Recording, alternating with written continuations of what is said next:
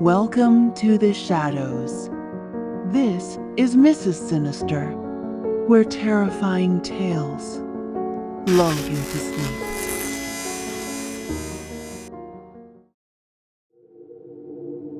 Trace always loved the thought of long drives, not necessarily for the destination but for the journey itself. The winding roads, the sudden stops at unknown towns, the moments where a song on the radio somehow matched the mood of the scenery. They were things that stuck to him far longer than the attractions themselves. When the semester finally ended and his professors granted them a brief respite from deadlines and exams, he welcomed the break with open arms. It was Jesse who first suggested that they should go on a trip, just the three of them, and it was Hans who promised he could borrow his father's SUV. The idea had little planning, and maybe that was what made it appealing. They weren't bound to a schedule, only to the need to escape for a few days. The day came with a restless energy. The air smelled of new beginnings as Trace tossed his duffel bag into the trunk of the SUV while Hans adjusted the driver's seat. Jesse, camera slung around his neck, was already grinning as if he knew he'd come back with hundreds of pictures to sort through. The SUV hummed to life, and the three friends left the city behind, trading the cement, traffic, and noise for stretches of open road, lined with trees and fields that seemed endless. Their voices filled the cabin, mixing with the music on the radio, sometimes talking over each other, sometimes dissolving into fits of laughter. They were free. Their route wound them through unfamiliar places, which only added to the thrill. Every hour or so they would stop. Sometimes because Hans needed to stretch his legs, sometimes because Jesse spotted a patch of scenery he couldn't resist photographing, and other times because Trace insisted his bladder wouldn't last another 20 kilometers. These interruptions made the trip longer than it should have been, but none of them cared. Each stop felt like an extension of the vacation, a chance to breathe in the countryside, to collect fleeting memories. The day stretched into evening, and fatigue crept into their bodies. The mountains rose higher in the distance, darkening as the sun sank lower, painting the sky in hues of red and orange. They had lost track of time, and the realization hit them when their stomachs growled and the gas gauge neared empty. It was Jesse who pointed out the gas station first, a dimly lit structure squatting in the middle of nowhere. There were no towns nearby, no other buildings, not even a flicker of lights in the horizon. Only endless fields on one side and looming mountains on the other. The sight of it was almost too perfect, too much like the setting of the kind of horror films they'd once laughed at together. The SUV rolled into the cracked pavement of the station, headlights sweeping over peeling paint, rusted signs, and a crooked canopy that sheltered the pumps. The station had a name none of them recognized, a faded foreign-sounding word on a weather-worn board above the convenience store. The windows were grimy, smudged with age and neglect, and the fluorescent lights inside flickered erratically. Behind the counter stood a man with scruffy hair and tired eyes, clothes wrinkled as though he had slept in them. He glanced up when they arrived, his stare lingering too long, heavy with something Trace couldn't quite name. Trace felt his skin prickle immediately.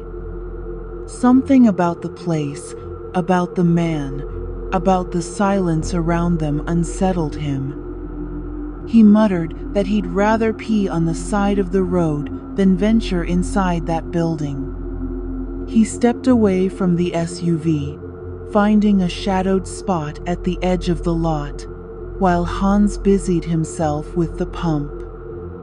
Jesse, curious and unfazed, headed inside to check if they had any snacks. The smell of gasoline mixed with the faint odor of mildew that seemed to seep from the station itself. Hans greeted the man with a casual politeness, but the worker's response was stilted, awkward. His words tumbled over each other, his tone uncertain, as though he hadn't spoken to anyone in weeks. His eyes, however, kept shifting toward the SUV, scanning it repeatedly, and Hans found himself unsettled despite his attempt to dismiss it. He asked about food, and the man gestured vaguely, his fingers twitching, his voice wavering. Something about the way the worker watched the SUV puzzled Hans, though he brushed it aside. Gas stations attracted odd people all the time. Trace returned quickly, too unnerved to linger in the dark, and urged them to hurry. His voice carried an edge that silenced their usual teasing. He could feel the man's stare on his back, even as he climbed into the SUV, and the sensation left a cold pit in his stomach. Jesse came back a moment later, clutching a bag of chips, his expression unreadable. He told them to wait, that they shouldn't drive off just yet, but Hans shook his head and muttered that the place was creeping him out. Jesse didn't argue further until the SUV was rolling back onto the road, headlights cutting into the lonely night. Only then did Jesse lean forward, his tone low, almost cautious.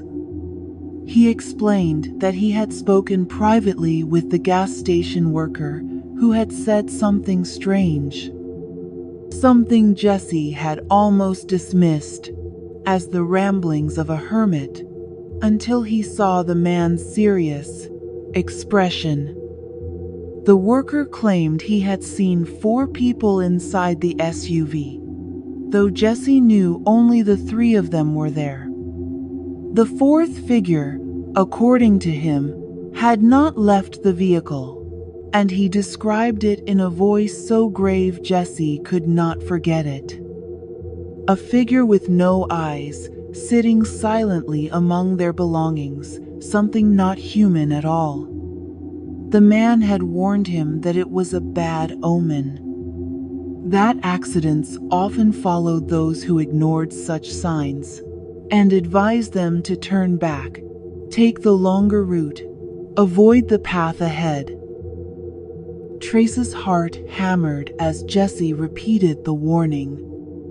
He already felt spooked by the gas station, and now the thought of something unseen sitting among them filled him with dread. He glanced over his shoulder into the shadowed interior of the SUV, half expecting to see an unfamiliar face staring back. The seatbelts, the bags, the dim outlines of jackets. All of it looked ordinary, yet the possibility twisted his stomach. He begged Hans to take the warning seriously. Hans resisted at first, muttering that it was nonsense, some local prank to scare travelers. But Jesse's tone carried an urgency he rarely used, and Trace's trembling unease added to the weight. At last, Hans relented, sighing that the detour would cost them hours, but admitting that it was better than driving with Trace panicking at every sound.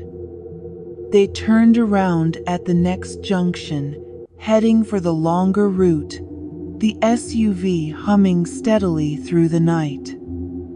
The road twisted deeper into the mountains, And though fatigue weighed on them, the tension in the cabin never lifted entirely.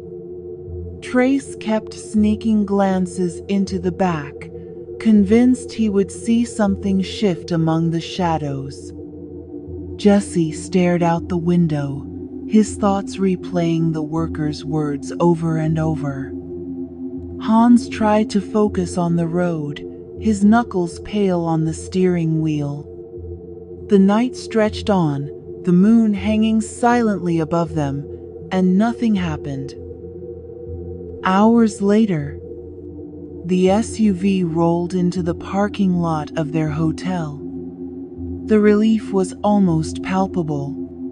The building stood tall and bright, its windows glowing warmly against the dark mountainside. They checked in, unpacked, and collapsed into beds that felt like clouds after the long drive.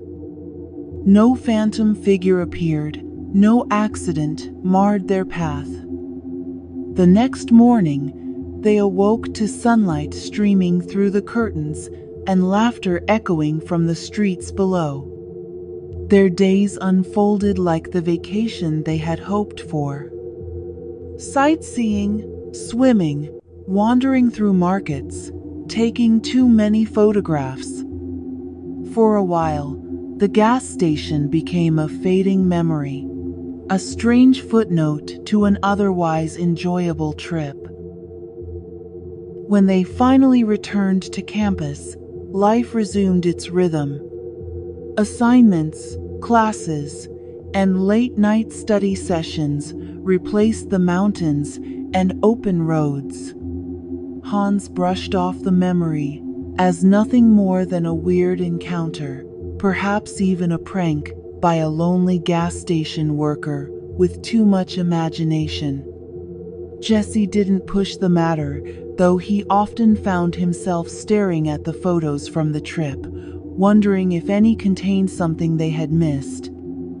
Trace, however, could not forget. He lay awake at night, thinking about the figure, about the worker's solemn face, about what might have happened had they ignored the warning. In his mind, the alternate path played out in countless terrifying possibilities.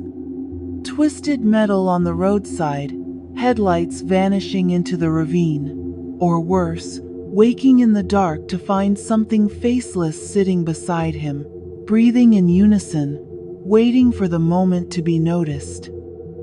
The thought haunted him, not because of what did happen, but because of what didn't.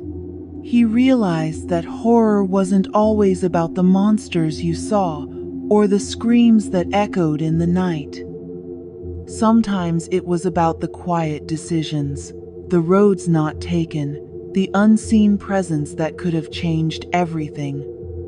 The SUV carried them home safely, but Trace never shook the feeling that someone else had been along for the ride, and that by turning back, they had merely delayed whatever was waiting on the road ahead.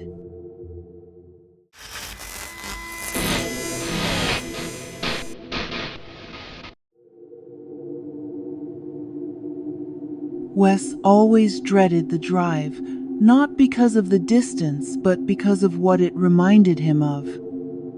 Every mile was a measure of failure. Every long stretch of road a reminder of the family that was no longer his. Jana had moved on, taken their daughter Lisa to another state, and built a new life with Jerome. The divorce papers were signed, the house divided, the promises that once felt permanent scattered like broken glass. Wes still visited, at first every week, clinging to routine, but the long drive, the cost, and the fatigue soon wore him down. Twice a month became a compromise. Though each time, he felt the distance not only on the road, but in his heart. As though with every reduced visit, Lisa slipped a little further from him.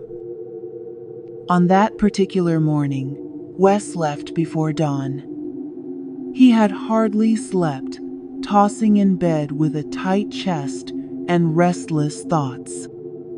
But he wanted time with his daughter, wanted to arrive early enough that he could take her to the park before Jerome returned from work, to have a few hours where it was just them. His eyes burned, his body heavy with fatigue, but the thought of Lisa's smile spurred him on. Normally, he remembered to fill his tank in the town before the rural stretch, a habit ingrained in him after the first few visits. But the exhaustion dulled his routine. And when he checked his fuel gauge halfway down the desolate highway, the needle was already sagging low. It was then that he spotted the small gas station. It stood by itself, a lonely structure crouched against a backdrop of endless fields, its faded sign squeaking faintly in the wind. The canopy over the pumps sagged with age, and the paint on the walls was peeling in long curls. He thought it odd. He had never noticed it before, despite driving this road many times. Perhaps fatigue had always made him miss it, or perhaps it was simply tucked far enough from the main curve that he hadn't cared to look. Either way, the sight of it now felt more like a necessity than a choice. The gauge was dipping dangerously close to empty, and the thought of being stranded in the blazing heat was worse than the unease that gnawed at him as he pulled in. The sun was merciless, glaring white against the cracked pavement. Heat shimmered off the hood of his car as he stepped out, his shirt sticking to his back almost immediately.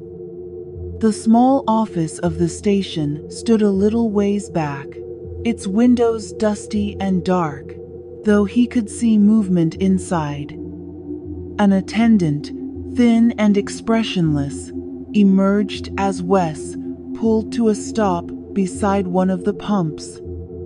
His hair was stringy, his uniform wrinkled and stained, and he watched Wes with eyes that carried no warmth. Wes muttered about needing to use the restroom, and the man silently handed him a brass key attached to a large block of wood. He pointed vaguely toward the back of the building. Wes trudged across the hot pavement, his head heavy, his limbs sluggish, and found a door with peeling paint.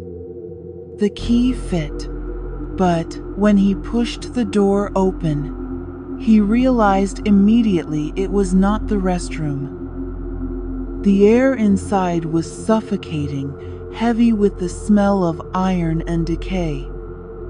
The small room was windowless, lit by a single bulb that flickered dimly, casting shifting shadows across the walls. His breath caught in his throat when he saw the symbols scrawled across the plaster, crude markings in what looked like dried blood. They circled and intersected in patterns that made his head ache the longer he looked at them. At the center of the room stood a small pedestal, and on it, a statue carved from stone. The figure had horns curling from its head, its eyes set deep in shadow, its mouth twisted into a sneer that seemed almost alive. Dried streaks of blood stained its chest, and for one terrible moment, Wes swore he saw the statue's eyes glint. They shifted, turned, blinked. His heart lurched violently in his chest. He stumbled backward, slamming into the doorframe, his breath rasping out in panic. Every instinct screamed at him to flee. The bulb flickered again, casting the statue's shadow long and grotesque against the wall. And he thought he saw it tilt, ever so slightly. as if watching him.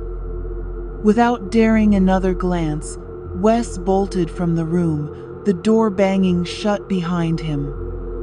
His hand shook as he jammed the key back into the attendant's palm, muttering something incoherent, his body thrumming with adrenaline. He climbed into his car, his hands slick on the wheel, and turned the ignition with desperate urgency. The attendant watched silently, his face unreadable, as Wes backed out and sped away. Only then, when the station shrank in his rearview mirror, did Wes allow himself to breathe. But his relief was short-lived.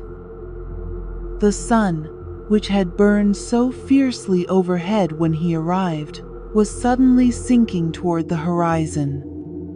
The sky blazed orange and red, the shadows stretching long across the fields. Wes's hands tightened on the steering wheel as realization dawned on him. He had pulled into the station mid-morning.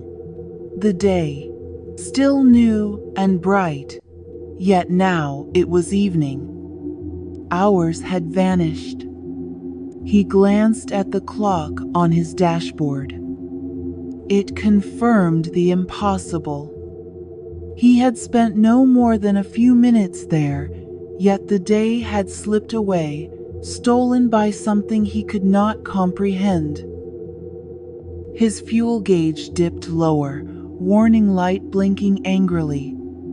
He drove on, heart hammering, but the car soon sputtered and lurched.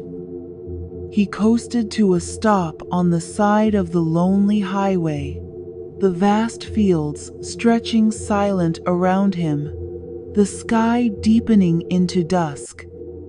He cursed under his breath, fumbling for his phone, and called the only number he could.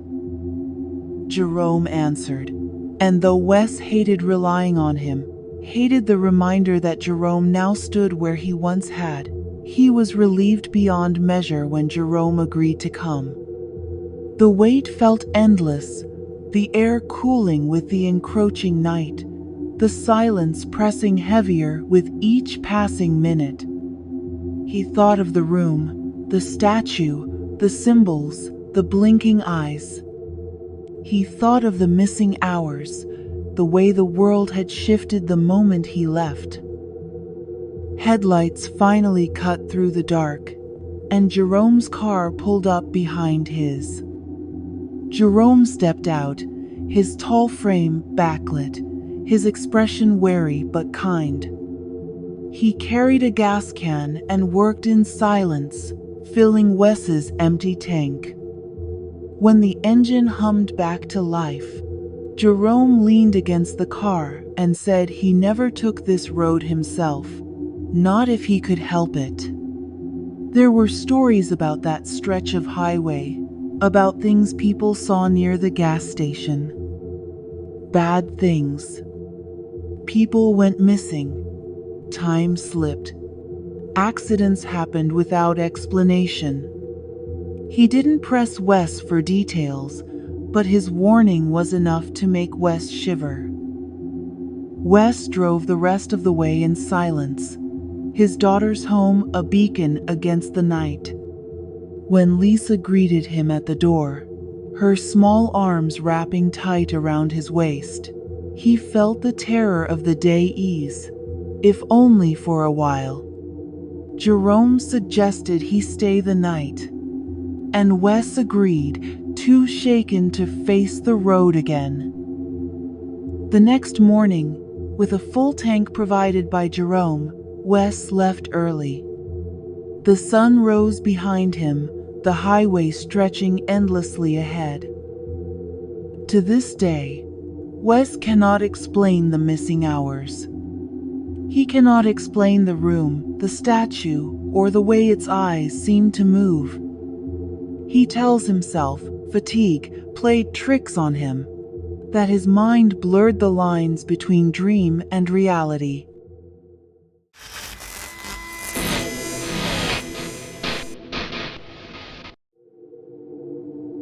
Maddie had always lived quietly in their small town.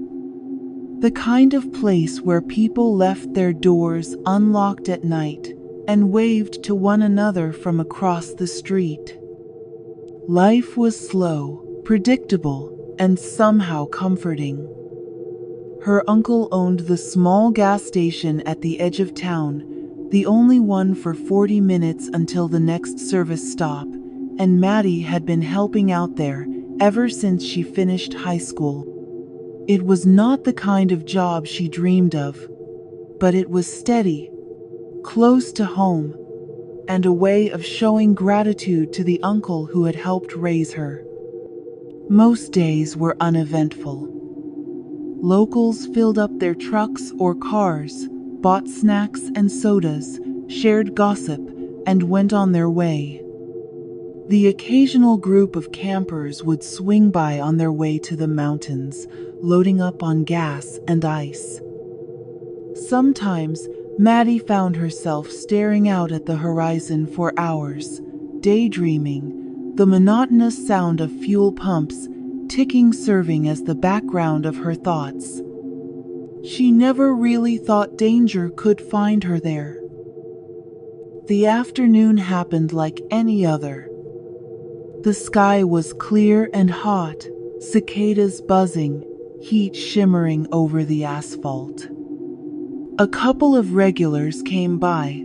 Old Mrs. Fenwick, who always bought a pack of menthol cigarettes, then a young couple who grabbed bottled water for their drive. After that, silence again. Maddie was leaning on the counter, doodling idly on a scrap of receipt paper, when she heard the growl of an engine. A black truck rolled into the station, moving slower than most. Maddie noticed immediately that it was unfamiliar. Most cars in town she could recognize by sound alone, but this one looked foreign, worn down, paint chipped, dents along its side, and dust caked onto its windows. Two men sat inside, their eyes sweeping the place with a strange intensity. They parked in front of the pumps, and both doors opened. The first man who got out was big. Broad shoulders, rough beard, arms tattooed with faded ink. The other was smaller, wiry, with restless eyes that darted from Maddie to the pumps and back again. There was a kind of tension in the air, one she felt instantly but could not yet place. She forced a polite smile and straightened behind the counter. Then the big man entered first, his boots heavy against the tile floor, the smell of grease and sweat clinging to him. The smaller man followed, closing the door behind them with a deliberate slowness.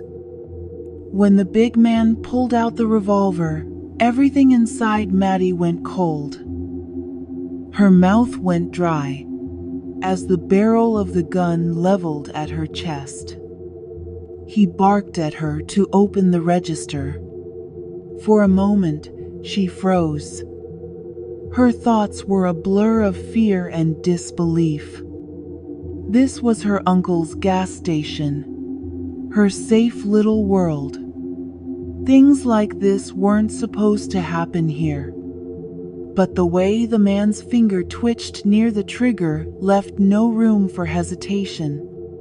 Her hands trembled violently as she unlocked the register, scooped up the bills and coins, and shoved them into a plastic bag. She slid it across the counter to him, her breath shallow, heart slamming against her ribs. He snatched it up, his eyes hard. But Maddie noticed something in the corner of her vision. The smaller man had not taken his eyes off her. The big man turned and muttered something under his breath, clearly agitated. The smaller one answered back sharply, the words quick and heated, though Maddie couldn't make them out. Whatever they were arguing about, it ended with the big man stomping toward the door and stepping outside. He shouted for the other to hurry. But the smaller man stayed behind, a smile creeping over his lips, one that made Maddie's stomach twist with dread. Slowly, he lifted his revolver and pointed it at her. She could see now how rusty it was, the metal dull and scratched, the chambers worn. In that endless moment, Maddie thought of nothing but the inevitability of it. She wasn't a fighter, wasn't someone who could leap across the counter and wrestle the gun away. She wasn't even someone who could scream loudly enough for help. No one was close enough to hear. She knew in her bones she was going to die there, in the gas station where she had spent so many harmless days. She could almost feel the bullet tearing through her, and could already see her uncle's face when he would hear the news. The small man squeezed the trigger. The sound that came was not a gunshot, but a dry, hollow click. Maddie gasped in shock, her body frozen in disbelief. The man frowned, pulled the hammer back, and tried again. Another click. The revolver refused to fire. His eyes widened, confusion spreading over his features. For a second, he stared at the weapon, as if betrayed by the one thing he had trusted. From outside, the big man honked the horn impatiently. The smaller man's face twisted with frustration, and for a moment, Maddie thought he would try again. Instead, with a snarl, he lowered the gun, shoved it into his waistband, and stormed toward the door. He left without another word, and the truck roared off, kicking dust into the air, leaving Maddie standing there, her hands shaking violently. It took her several minutes before she could even move. When she did, her knees nearly buckled. She stumbled to the phone, dialed her uncle with trembling fingers, and choked out what happened.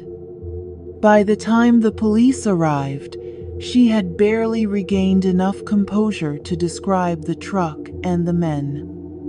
The officers took notes, their faces grim. But when they examined the register and asked questions, there was little else to go on. The robbers were long gone, and with the highway nearby, they could have headed in any direction. The strangest part was when one of the older officers muttered about the revolver. He told her she was extremely lucky, because revolvers almost never jam. They were considered one of the most reliable types of firearm. For it to fail twice in a row was nearly unheard of. Maddie nodded numbly, but the words haunted her. That single failure of metal and mechanism was the only reason she was still breathing. The robbers were never caught. The police followed leads but came up empty. Do you have a terrifying tale of your own? Send your story to officialmrssinister@gmail.com. And don't forget to like, subscribe, and tap the bell. Sleep tight, if you can. And remember, the things lurking in the dark are always watching.